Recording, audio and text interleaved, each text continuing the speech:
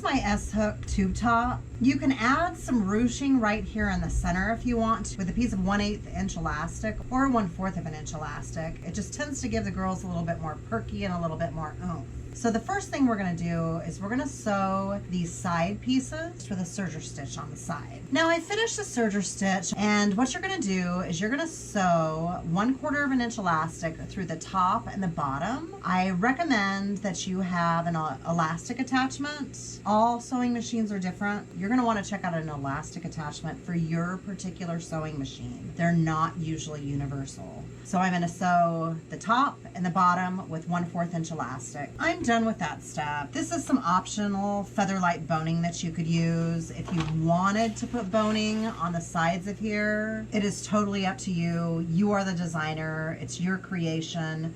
You make it however you want to. I'm just providing you the tools to start.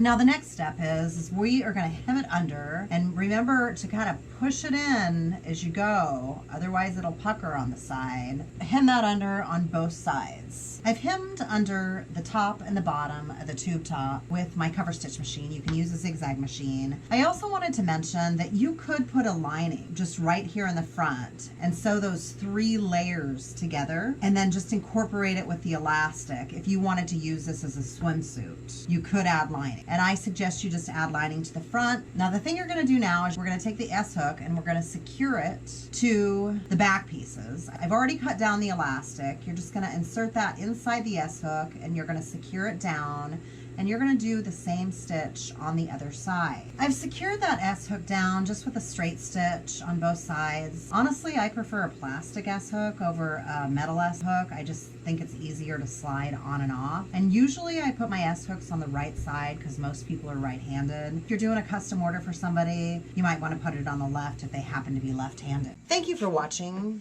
Don't forget to subscribe. You can check me out at basictease.com where I sell my sexy digital download sewing patterns. And until next time, stay sexy. Bye.